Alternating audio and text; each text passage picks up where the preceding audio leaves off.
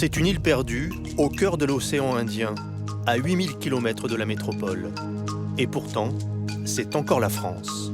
C'est même ici, à Mayotte, que se trouve la plus grande maternité du pays. Allez, t'y es là. Allez, c'est bien là, Allez. continue. Super, on continue, encore. Voilà. Allez, ça y est. Félicitations. Chubaba. Yeah.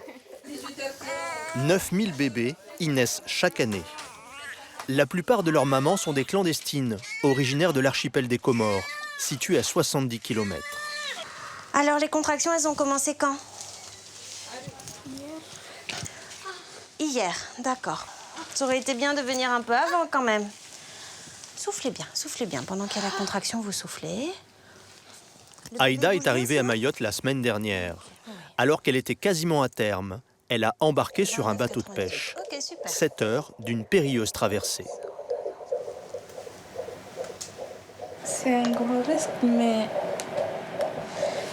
j'ai pas le choix.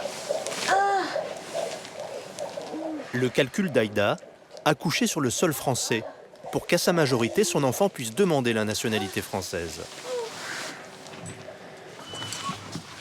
Dans la salle d'à côté, une autre naissance se prépare. Bonjour madame. Comment ça va ma belle? C'est la première fois qu'Anne-Sophie, la sage-femme, rencontre cette patiente. Pas de suivi médical, aucune échographie. Adija vit clandestinement à Mayotte depuis 3 mois et évite de sortir de chez elle. Ça arrive assez souvent que les dames, elles arrivent au CHM, on ne sait rien d'elles, on voit la tête qui apparaît et là, on se dit, on espère que ça ira. Tu sens que tu perds du liquide? Adija, elle aussi, a pris le risque de la traverser avec ses 2 autres enfants, alors qu'elle était enceinte de 6 mois. Cet enfant aura plus de chances que les autres. Il pourra aller à l'école, se faire soigner, pas comme s'il était resté aux Comores. Adija affirme que le papa du bébé est français. Dans ce cas, pas besoin d'attendre la majorité pour obtenir la nationalité. C'est automatique, dès sa naissance. Mais quand Meriem, une sage-femme, se présente pour préparer son dossier, tout se complique. Je voulais savoir si tu avais ramené un peu des papiers avec toi, si tu as ton extrait de date de naissance ou une carte d'identité avec toi. C'est pour faire la déclaration du bébé. Non, j'ai pas ma carte d'identité. Carte d'identité, extrait. Pour les autres papiers, il faut demander à mon ami. Oui, devant dire. Son mari, il faut demander à son mari s'il est là. Et il est où son mari? Il est devant. Ah, donc son mari, il est là? Oui. D'accord, c'est le papa que j'ai vu là-bas, c'est son mari, c'est pas son frère. C'est ça? C'est ton mari? Il s'appelle comment? Adija est arrivée avec un homme qui l'attend à l'extérieur. Non, c'est pas le papa du bébé. Le vrai papa du bébé en métropole. Et c'est qui l'accompagnant? Après, Meriem veut y voir plus clair. Vous êtes le frère du mari. C'est ça, la dame en salle 1? C'est mon frère. C'est ma sœur. C'est fini? Non, en fait, là, moi, elle m'a dit que vous étiez le frère de son mari, c'est ça? Bon, on va aller parler là-bas si vous voulez. Tu peux m'aider, Rachida? Est-il le frère de la maman ou le frère du papa resté à Marseille? Confusion sur qui est qui et confusion sur les dates aussi. Mon frère est en métropole depuis 2010. 2010, il est fâché à Pachialang 2010, c'est Kakajan. Kakajan. Le papa il est parti depuis en 2010. Mais il va voir Aka fait un GG. Pachialang Faranzao Rango 2010, c'est à Bascam. Septembre. Si, il est revenu en septembre 2015. Septembre 2015, pour un accouchement 5 mois plus tard, ça ne concorde pas non plus. L'histoire d'Adija semble peu plausible. C'est pas très clair. Les sages-femmes ne sont pas dupes, mais elles n'ont pas le choix. Ces femmes sont sur le point d'accoucher. Impossible de les renvoyer.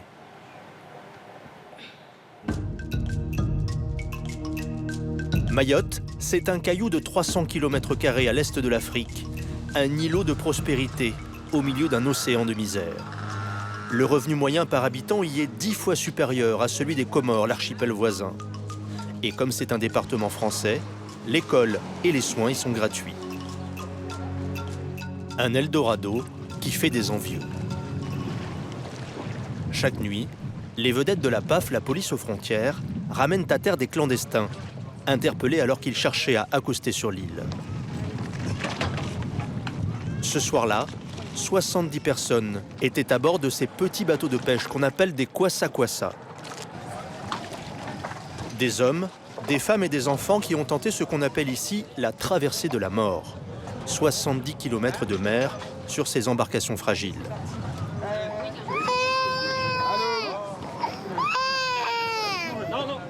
Les clandestins sont envoyés vers le centre de rétention de l'île.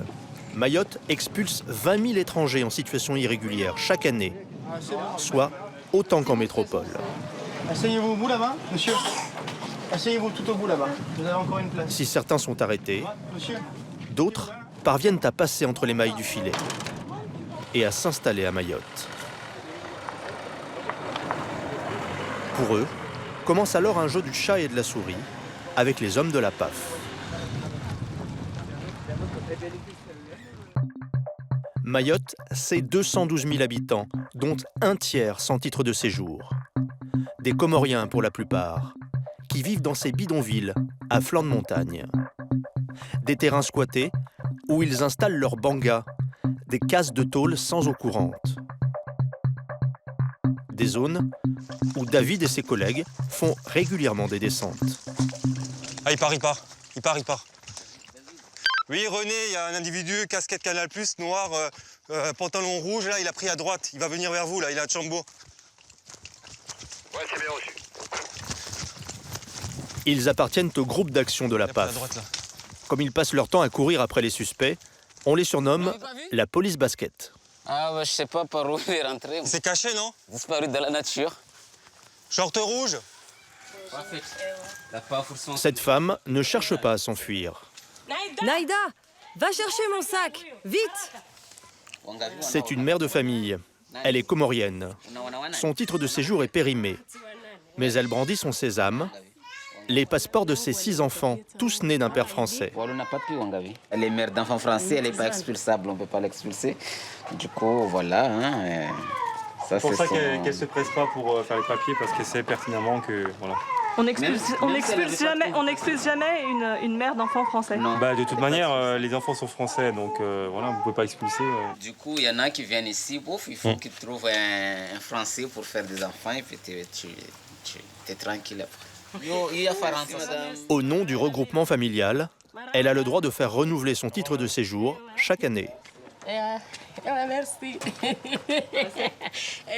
On est en train de descendre progressivement, on a fait quelques contrôles. Je pense qu'on arrive bientôt à la rue Jeanne d'Arc. Les 15 policiers du service action arrêtent en moyenne 10 clandestins par jour. Ça, c'est vous, ça? Ce Comorien, lui, est en règle. Ok, c'est bon, c'est validé. La dame, elle a des papiers? Non, il n'y a rien. Mais sa belle-fille, derrière lui, semble mal à l'aise. Là, c'est mon beau-père. Lui, c'est mon fils. Son père est aux Comores. Madame aussi, elle va venir avec nous parce qu'elle n'a pas de papier. Elle s'appelle Siti. Elle comprend qu'elle va être expulsée. Là, la dame veut laisser l'enfant au voisin, donc on ne peut pas laisser l'enfant au voisin. Donc elle va prendre cet enfant. Cela peut paraître étonnant, mais le policier doit insister pour que la mère garde son fils de 2 ans avec elle. C'est une situation fréquente. Ces femmes préfèrent confier leurs enfants à des proches plutôt que de repartir avec eux aux Comores.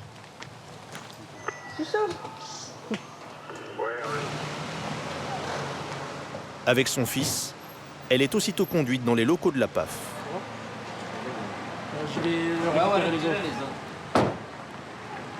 Siti va tenter d'attendrir les policiers. Il y a 1 an, je suis venue parce que mon fils avait mal au pied et qu'il fallait le soigner. Il souffre énormément et parfois je dois l'emmener à l'hôpital. La Comorienne sait que des problèmes médicaux peuvent justifier un titre de séjour. mais elle n'a aucune preuve. Pour pouvoir rester à Mayotte, il y en a qui sortent des histoires, hein. Il y en a que c'est la vérité, il y en a où c'est des histoires, donc on pèse le pour et le vrai du faux, et puis on voit des fois, on fait le maximum de vérif.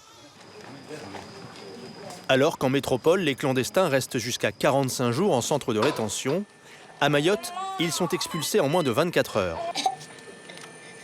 Une procédure express face à l'afflux de sans-papiers comoriens.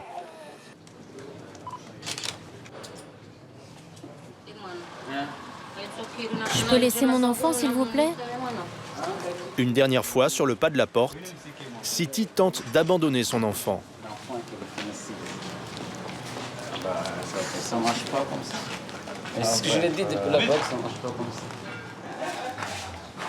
Elle sera renvoyée aux Comores le lendemain matin, par bateau, avec son fils.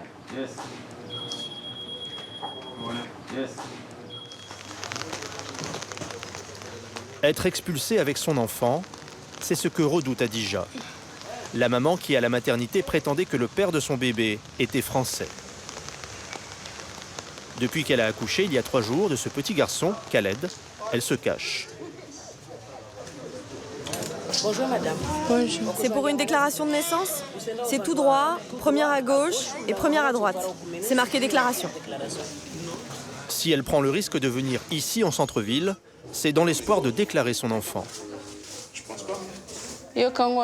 J'avais peur de venir ici. C'est pas rassurant. J'ai pas mes papiers. Si mon enfant devient français, ce sera bon. Mais pour l'instant, si la police m'attrape, il me renvoie direct aux Comores. Bébé ou pas bébé, dès que je sors, je suis à l'affût. J'ai toujours peur de me faire attraper. Pour l'occasion, Adija s'est faite belle. Elle a revêtu la salouva, la tenue de fête, et le kilachi, le chapeau traditionnel. Car elle sait qu'elle joue ici son vatou. Vous pouvez venir, madame.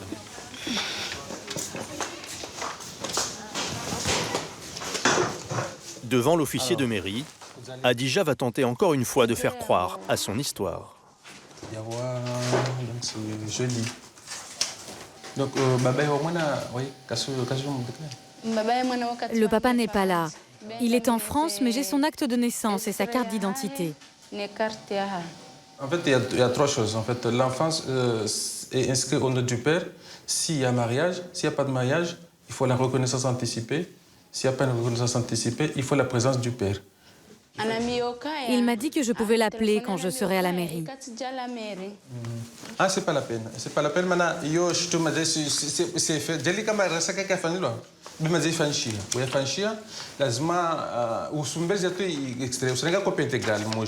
donc, sans reconnaissance en présence du prétendu père, l'enfant reste comorien. Si Adija et son bébé sont arrêtés, ils seront donc renvoyés aux Comores.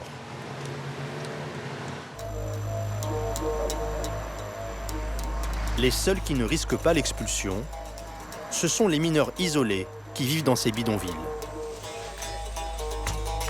Assiam a fait la traversée tout seul, il avait 8 ans. Ses parents préfèrent le savoir ici qu'avec eux aux Comores.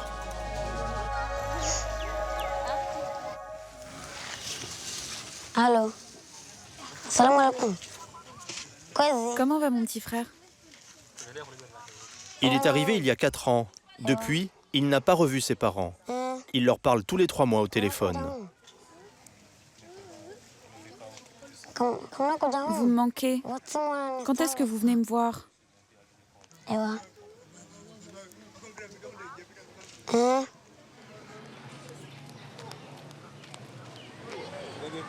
À son arrivée, Assiam a erré dans ce bidonville pendant 2 mois avec un autre enfant abandonné.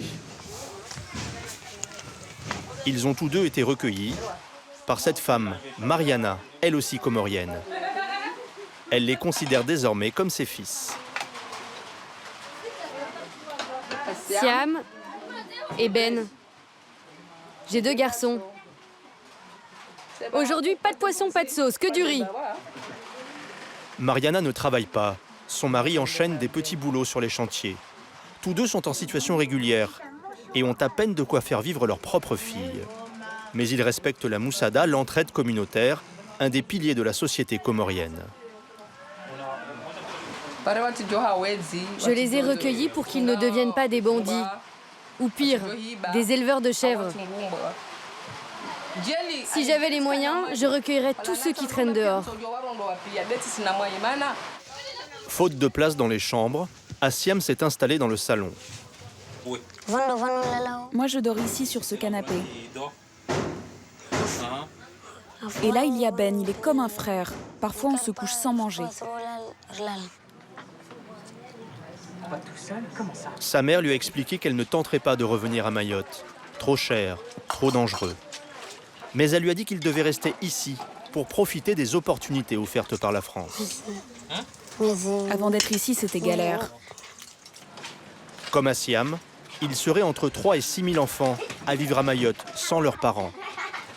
La plupart ne sont pas scolarisés. On les appelle les chats sauvages. Ils sont accusés d'être à l'origine de la délinquance en forte hausse à Mayotte depuis quelques années. Assiam, lui, a eu de la chance. Il a rencontré Aurélie, cette jeune femme médecin de 33 ans qui consacre son temps libre à la cause des mineurs isolés. Ça va? Elle a créé au cœur du bidonville cette école des rues. Grâce à ses économies, à quelques subventions et à des contrats civiques comme cette jeune fille qui fait la classe. Du genre masculin. Avec quel mot on peut mettre un devant? Un chat. 150 jeunes déscolarisés profitent de ces cours. Et ce déterminant? 20 heures par semaine, Assiam et les autres suivent des enseignements de base en mathématiques et en français. Voilà, à son âge, il a une belle écriture et surtout est très assidu. Et il écoute, il note, il met différentes couleurs. Donc oui, je suis impressionnée par son travail et son envie de s'en sortir. Assiam a commencé les cours il y a 1 an. S'il écrit bien le français, il le parle encore mal.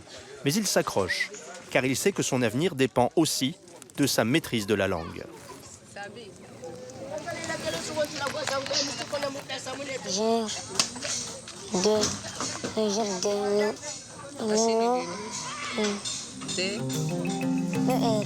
Pour les mineurs isolés, la règle est simple. S'ils justifient de 5 ans de présence sur le territoire et d'une scolarité assidue, ils peuvent obtenir des papiers. C'est cet espoir que nourrit Arfata. À 17 ans, cette mineure sans papier est déjà mère. Elle a d'abord espéré que sa fille, Laïsa, lui permette de régulariser sa situation. Le père est français, mais il n'a jamais voulu la reconnaître.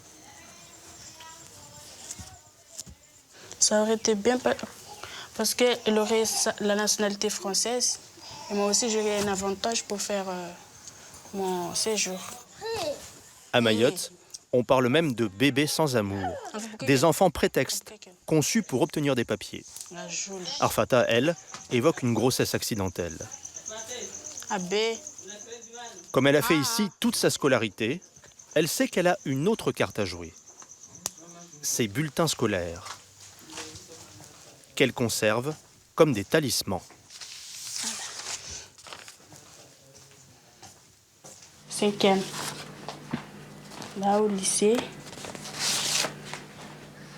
Là, quand j'étais en 5e aussi. Quelques papiers qui résument une enfance française et qui devraient lui permettre de vivre ici en toute légalité. Ça aussi, ça c'est mon diplôme national de brevet. Je me sens française. Pour quelle raison? Parce que je suis ici depuis toute petite et pour moi, je suis française. Avant, je voulais faire gendarme, mais comme en faisant gendarme, on doit avoir la nationalité française. Le lendemain matin, dès 6 heures, elle retrouve 300 compatriotes devant la préfecture.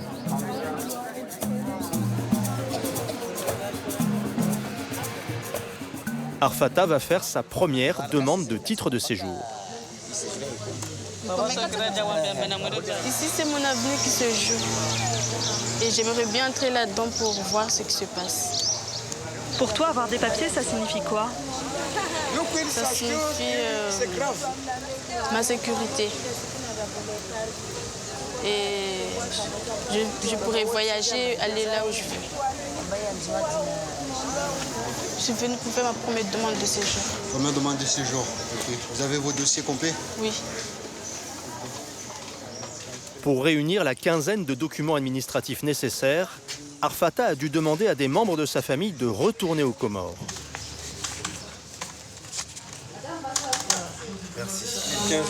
Mais son dossier n'est toujours pas complet. Il va falloir que tu fasses faire un acte de naissance de moins de 3 mois, d'accord? Ça c'est obligatoire, c'est la démarche. Et aussi il faudra que tu fournisses en plus la copie de ta fille, d'accord? Du carnet de santé. Et le certificat médical aussi, hein, comme quoi tu n'as pas de maladie et que tu es apte à être sur le territoire de Mayotte. D'accord? D'accord. Comme ça, il n'y a pas de chance qu'on puisse encore te dire le dossier n'est pas complet. Bonne journée, mademoiselle. À vous aussi, merci. Au revoir. La jeune fille aura une réponse dans 6 mois. La préfecture affirme que 70% des dossiers complets débouchent sur un titre de séjour. L'an dernier, 6000 demandes ont été acceptées, soit 3% de l'ensemble des titres de séjour délivrés par la France.